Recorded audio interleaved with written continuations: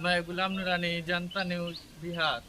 जहाँ तक कि कल बीपीएससी 64वां का रिजल्ट, फाइनल रिजल्ट घोषित हुआ है, उसमें छपरा जिला के नगरा प्रखंड के कादिरपुर पंचायत के जाने माने टीचर अलाउद्दीन अंसारी साहब का सिलेक्शन हुआ है। हम पहुँचे हैं उनके घर के पास और आपको दिखाएंगे उनका घर, और अंदर जाके हम लोग उनसे कुछ बात करेंगे उनकी सफ़र के बारे में, शुरू से लेकर आज तक किस किस परिस्थितियों से गुजर कर और इस मुकाम को हासिल किया है, वो आपको दिखाएंगे जनता न्यूज़ बिहार के माध्यम से। सबसे पहले जनता न्यूज़ बिहार की तरफ से आपको बहुत बहुत मुबारकबाद, और मेरे तरफ से जो मैं इस गांव का ही गुलाम नूरानी की तरफ से आपको दिल से बहुत बहुत मुबारकबाद। आप अनुरोध है कि आप बताएं कि आप किन किन परिस्थितियों का सामना करते हुए यहाँ तक पहुँचे हैं और इस मुकाम को हासिल किए हैं। सबसे पहले आपका शुक्रिया कि आपने इस वीडियो मुझे समझा। और शुरू से ही मैं पढ़ाई में इंटरेस्टेड था और कई सारी क्रांतियों को तोड़ने के लिए मैंने आगे अपना प्रयास जारी रखा। 10वीं तक मुझे मेरे माँ बाप ने किसी तरह से गरीबी का सामना करते हुए पढ़ाया। उसके बाद मेरे पिताजी ने कहा कि अब आगे पढ़ना है तो आपको कुछ करना पड़ेगा। तो उसी समय से मैं एक प्राइवेट स्कूल में 2-3 महीना पढ़ाया। उसके बाद कुछ बच्चों को इकट्ठा करके गाँव के बच्चों को भी मैं उनको ट्यूशन देने लगा प्राइवेट, और उससे कुछ अर्निंग होने लगी, जिससे मैंने अपनी इंटर की पढ़ाई करी, आगे ग्रेजुएशन की पढ़ाई करी। उसके बाद कई सारे कंपटीशन मैंने निकाले। अंत में मुझे एक शिक्षक हैं जिनका नाम है नौशाद सर जगदीशपुर के, उन्होंने मुझे बीपीएससी के बारे में बताया, तो मुझे बहुत अट्रैक्टिव लगा। तो उस समय से मैं तैयारी कर रही हूँ। 56वीं 59वीं में मेरा हुआ था, लेकिन मेंस नहीं हो पाया। उसके बाद 64वीं में पहली बार मेंस हुआ, फर्स्ट इंटरव्यू में जहाँ तक मुझे पता है, मैं भी इसी गांव का हूँ, तो आपके बारे में थोड़ी बहुत जानकारी जो है, आपने पहली बार नेवी ज्वाइन किया था और वो किस साल में किए थे और उसको छोड़ने का कारण क्या था, ये हम जानना चाहते हैं। 2010 में 9 में मैंने इंटर किया। 2010 में मेरा जुलाई में 31 जुलाई 2010 को नेवी में मेरा सिलेक्शन हुआ। मैं वहाँ पर गया तो देखा कि कर्मचारी वर्ग और ऑफिसर वर्ग में बहुत ज़्यादा भेदभाव बढ़ता जा रहा था। कर्मचारियों को बहुत ही लो लेवल का समझा जाता था, और फिर वहाँ का जो माहौल होता है, जैसे कोर्स में होता है गाली गलौज वाला, तो मुझे पसंद नहीं आया। होम सिकनेस भी एक कारण था। इन कारणों से मैंने सोचा कि मैं आगे चल के जाऊँगा, आगे मैं जाकर के पढ़ाई करूँगा और मैं भी कोई अवसर बनूँ, चाहे किसी भी डिपार्टमेंट। और उसके बाद ये भी मुझे पता है कि आप टीचर का जॉब भी किए हैं, शायद ज्वाइन किए हैं, उसको छोड़ने का क्या कारण रहा और किस स्कूल में ज्वाइन किए थे, प्राइमरी किए थे, मिडिल किए थे या हाई स्कूल में ज्वाइन किए थे, वो आप बताएं।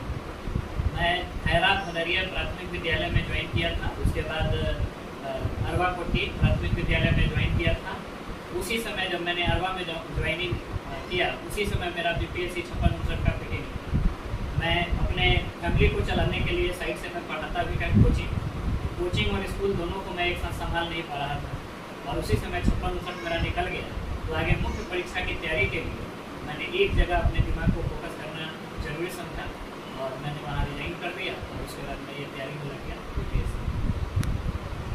जी, आपको ये बताएं कि आपको इस बीच में कितने जॉब छोड़ना, फिर फैमिली का प्रेशर, माता पिता, उसका खर्च कब से उठाना शुरू किए और उसमें कितनी कठिनाइयाँ आपको आई।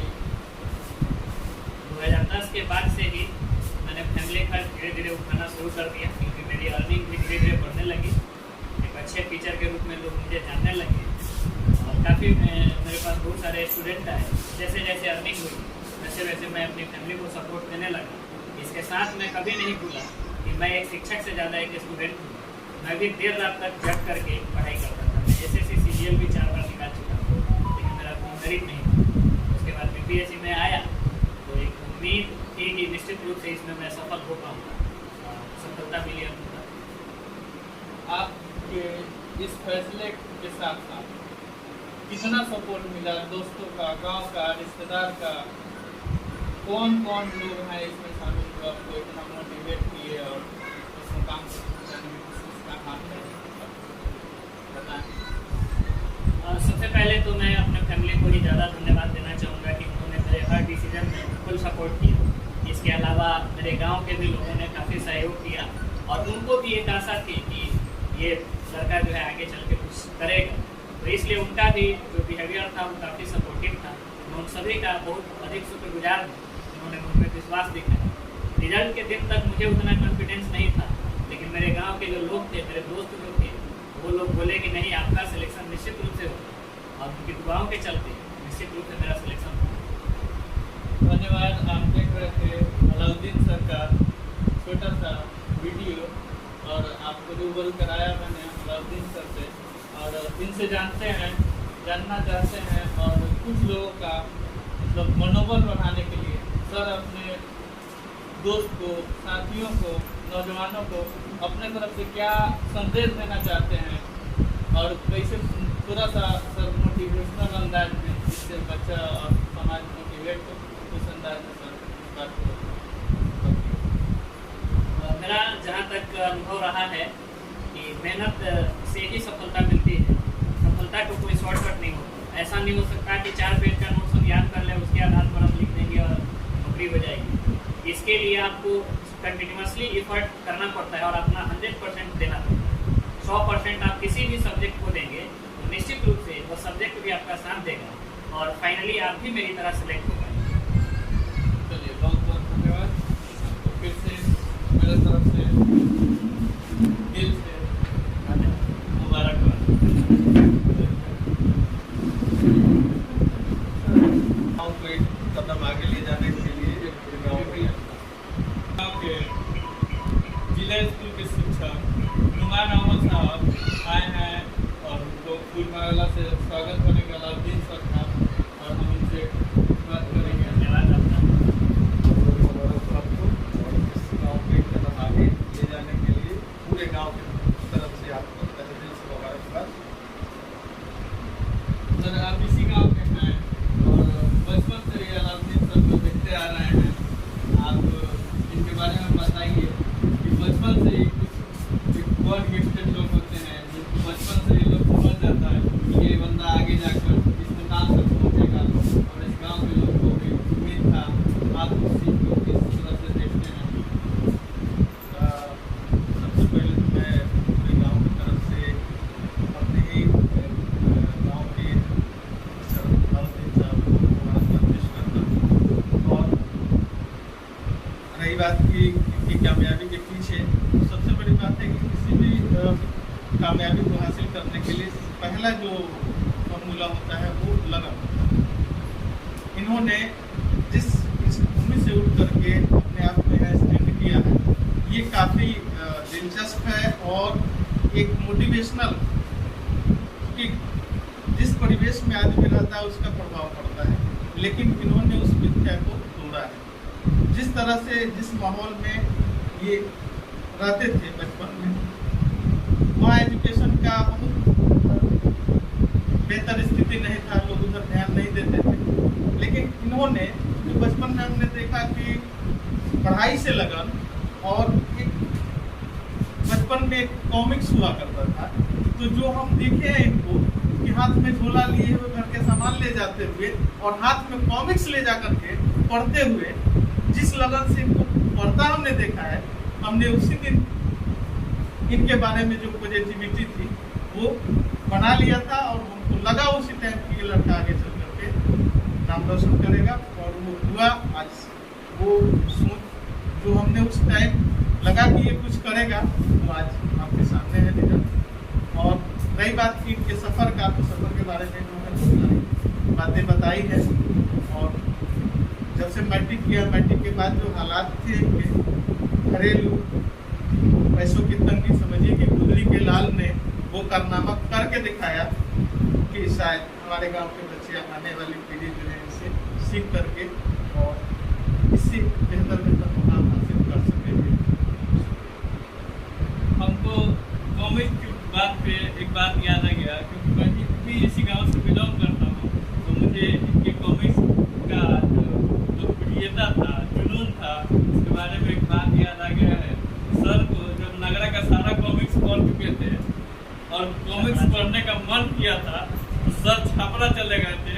पैदल और कॉमिक्स खरीद के ढेर सारा, अब पैदल पढ़ते पढ़ते घर आए थे। सर सही इस बात। याद को आप शेयर करिए। एकदम सही बात है, कॉमिक्स का एकदम जुनून मेरे सिर पर था। उस समय मैं खुद से खुद 7th या 8th में रहा हूँ। नगरा में कॉमिक्स मिल नहीं रहा था और उस समय चुनाव का भी माहौल था। मैं पैदल ही चला गया। मेरा ननिहाल है छोटा तेलपा छपरा में, वहाँ एक कॉमिक्स की दुकान थी, तो वहाँ मैं गया, वहाँ से कॉमिक्स लिया 15-16 और उनको पढ़ते हुए घर आ गया था पैदल। सर 15 दिन 30 किलोमीटर पैदल चलने का रिकॉर्ड भी बनाए हैं, वो भी कॉमिक्स पढ़ने के लिए। आप सोच सकते हैं कि उस टाइम में जिसके पास इतना जुनून था वो कुछ ना कुछ करेगा, और उस मुकाम को हासिल किए हैं अलाउद्दीन सर, और आपको रूबरू करवा ही दिया हूँ। चलिए धन्यवाद। मिलवाते हैं आपको अलाउद्दीन साहब के वालिद साहब से, जो कि काफ़ी मेहनत करके और अपने लाल को यहाँ तक पहुँचाए हैं।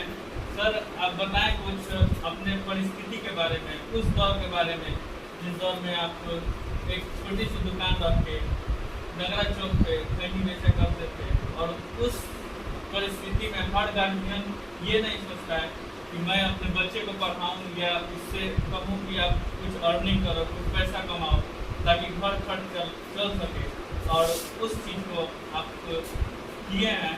तो आप इसके बारे में कुछ बताइए, किस परिस्थिति में, और आज आप कैसा महसूस कर रहे हैं? बहुत परेशानी से हम लोग पढ़ाए हैं बच्चे को। उस टाइम में बहुत तकलीफ थी। एक फूट फाट पर खैनी बेच कर अपना परिवार चलाना, और उसके बाद परिवार को देख रेख करना, और उसमें बच्चे को पढ़ाना बहुत तंगीज था। इसलिए बहुत मेहनत से किए, जितना पार लगा उतना किए। आपको कुछ तो दिखा होगा ना अलाउद्दीन सर में कि हम इस पे पैसा खर्चा करेंगे तो वो व्यर्थ नहीं जाएगा। एक कहावत होती है, गोईठा में घूस उठाना। तो वो चीज़ आप उनको कैसे आकलन किए थे, कैसे लगा था कि हाँ मेरा बेटा पढ़ेगा तो ये आगे जाएगा? क्या कुछ दिखा था आपको उनमें? सुबह से ही पढ़ने में टैलेंटेड था, इसलिए हम लोग इसको कोशिश किए कि जहाँ तक पढ़े तो 9वीं 10वीं तक हम लोग पढ़ाए। उसके बाद ये अपने आप कुछ बच्चे को पढ़ा कर पढ़ाने लगा। उसमें पढ़ाते पढ़ाते फिर अथी हुआ तो आगे चल गए, मैंने कुछ लड़के हुए तो पढ़ाने लगा, और बच्चा भी कुछ पढ़कर भी देख रेख किया, अपने भी पढ़ा, पढ़ते हुए। चलिए बहुत शुक्रिया जानकारी से रूबरू हुए।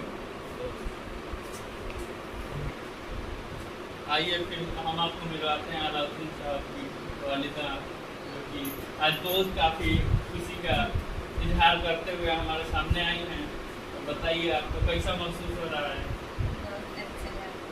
बहुत अच्छा लग रहा है, बहुत खुशी है। आपको उम्मीद था कि मेरा बेटा इस मुकाम तक पहुँचेगा? पूरा। बहुत बहुत शुक्रिया। आप किस परिस्थिति से होकर गुजरी हैं? आप कैसे अपने बच्चे को पढ़ाई हैं?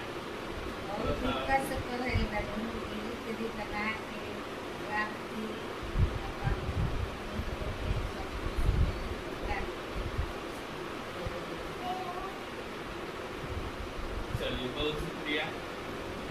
और ये हैं हमारे अलाउद्दीन सर के बड़े भैया न्याजुद्दीन साहब, और हम आपको रूबरू करवा रहे हैं अभी अलाउद्दीन साहब के बड़े भाई न्याजुद्दीन साहब से।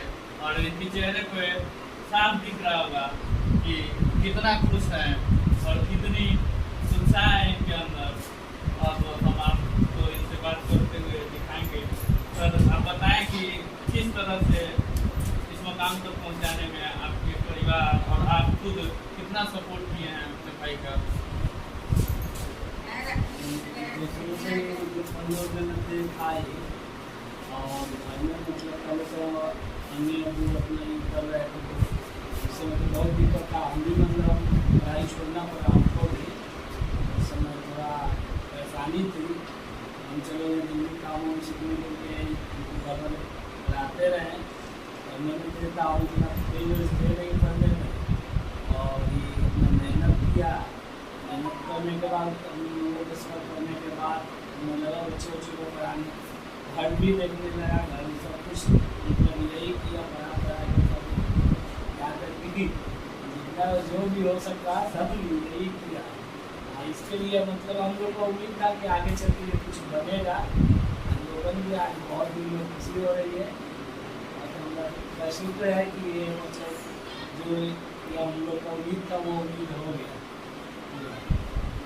हम आपसे ये जानना चाहते हैं कि जो बचपन में अलाउद्दीन सर कॉमिक्स पढ़ा करते थे, तो बड़े भाई होने के नाते आप उसको इसके लिए कभी डांटते थे या ऐसे ही छोड़ देते थे? हम लोग भी कॉमिक्स पढ़ते थे, हमको देखा नहीं क्यों पढ़ते थे, हम पहले हम ही पढ़ते थे, हमको देखा नहीं कि हमको ज़्यादा यही सब अच्छा लगता था, वो भी पढ़ने लगा। चलिए बहुत शुक्रिया। क्यों चलता है, उनमें सहयोगी हैं दीपक सर, जो कि अभी अभी यहाँ तशरीफ लाए हैं। हम उनसे बात करेंगे और अलाउद्दीन सर की कामयाबी का खुशी देखिए इनके चेहरे पे, कितनी ज़बरदस्त खुशी है। और हम इनसे बात करेंगे और जानना चाहेंगे सर आपसे कि आप किस तरह से सर का सहयोग कर रहे हैं, आप कब से कर रहे हैं? सर का सहयोगी नहीं, मेरे सर हैं और हम इसे पढ़े हैं, जिनको फॉलो करते हैं। सर को टाइम का अभाव नहीं से किए हैं। सर आपको शुरू से क्या दिखता था सर में? लगता तो होगा ना कि सर कुछ करेंगे, और सर ने आज किया, तो आप कितना खुश हैं? और आप बाकी लोगों को एज इनके साथ ट्यूशन देने वाले बाकी बच्चों को क्या संदेश देना चाहेंगे? सर का पहला नहीं है, सर पहले भी बहुत सारे जैसे नेवी हो गया, टीचर का हो गया, बहुत सारे जो निकाल के ज्वाइन करके हम लोग को लगता था कि कुछ बड़ा करेंगे, ठीक है। और हमको पहले से ही भरोसा था, जब ये बेस क्लियर हुआ था इस बार सर जी का हो जाएगा, तो पता चला खुशी हुआ। हम भी सर जी को फॉलो कर रहे हैं। तो हम मान के चले कि अगला नंबर आपका हो। ये फॉलो कर रहे हैं सर जी को, सर जी का मार्गदर्शन रहेगा तो हो सकता है। चलिए हमारी शुभकामनाएं आपके साथ, थैंक यू। आइए हम लोग के चलते हैं आपको अलाउद्दीन सर के पुराना घर, जो कि हम उसका हालत दिखाएंगे आपको, कितनी लचर परिस्थिति से गुजरे हुए हैं, और आपको दिखाएंगे कि क्या क्या व्यवस्था था इनकी पढ़ाई को लेके, और उस पढ़ाई के माहौल में उस घर में रह के और उन्होंने इतना बड़ा मुकाम जो हासिल किया है वो हम आपको दिखाएंगे। और ये कादिरपुर गाँव है, यहाँ लॉकडाउन का पालन इतनी संजीदगी से होती है कि एक भी आदमी आपको नज़र नहीं आएगा, और गाइडलाइन के हिसाब से ये गाँव चलता है। ये जो सामने दिख रहा है यही अलाउद्दीन सर का पुराना घर है, और इसमें आपको लेके चलते हैं और दिखाते हैं क्या क्या सुविधाएं थी। लोग कहता है कि गरीबी में कैसे पढ़ाई होती है, और गरीबी का बहाना करके बहुत लोग नहीं पढ़ाई कर पाते हैं, उनके लिए एक मिसाल है। ये अलाउद्दीन सर का घर है, पुराना घर, जो कि हम आपको दिखाएंगे। इसमें आप देख सकते हैं क्या क्या सुविधा होगा। इसमें दूसरा कोई अभी रहता है घर वाले अभी भी चाचा, कि चाचा इस रूम में रहते हैं। यही वो रूम है जिसमें अलाउद्दीन सर पले बड़े हैं और यहीं पे स्टडी किए हैं। देखिए इनका यही एक रेक है, इसमें वो अपना जो स्टडी मटेरियल है, बुक वगैरह इसी में रखा करते थे।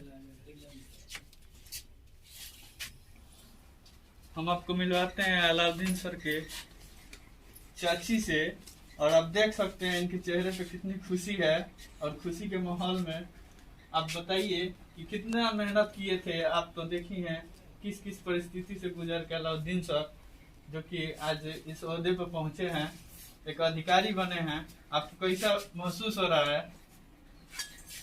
मैंने तो बनल वरन बहुत मुसीबत से उनका माई बीड़ी बना के पहले बड़ी, और बाप मने के टुक टाक आदमी खैनी के व्यवसाय बा, उतना से चलेला ना आदमी के। आज पूरा कादिरपुर जश्न के माहौल में है, आपको कैसा लग रहा है? बहुत खुशी के बात और है। आप कैसे उन माँ को उन सारी माओं को क्या संदेश देना चाहती हैं कि आप बच्चे को पढ़ाइए, पढ़ाई ईमानदारी से कराइए और गरीबी को आड़े ना आने दीजिए। 2 रोटी कम ही खाइए लेकिन बच्चे को पढ़ाइए। आप किस नज़रिए से उनको क्या संदेश देना चाहते हैं? ये भी बा अपना बच्चा का अच्छा से पढ़ाए लिखाए, खा चाहे मत का अच्छा से रखा। चलिए, बहुत शुक्रिया। चलिए अब मिलवाते हैं आपको अलाउद्दीन साहब के बड़े पापा के लड़का। इनसे बात करते हैं। ये उम्र में बड़े हैं तो इनको जाहिर सी बात है कि अलाउद्दीन के रहन सहन और उनकी जीवन शैली के बारे में बहुत कुछ पता होगा, तो हम जानना चाहते हैं इनसे। और देखिए इनके चेहरे पर कितनी खुशी है। इन्होंने अपना आज दुकान भी बंद रखा है इस खुशी में। आइए मिलते हैं। आप बताइए सर, क्या किस परिस्थिति से गुजर के आज परिस्थिति तो बहुत मतलब पहले नाजुक था, लेकिन उसके मेहनत की वजह से आज वो बहुत कामयाबी पे पहुंचा है और सारा परिवार और सारा गांव खुश है और बहुत खुशी की बात है। आप कुछ युवाओं को संदेश देना चाहते हैं? संदेश यही है कि सारे मेहनत करें, पढ़ाई लिखाई या जो भी मतलब अपना ये हो उसमें अपना मेहनत करें और अच्छे मुकाम हासिल करें। बहुत शुक्रिया।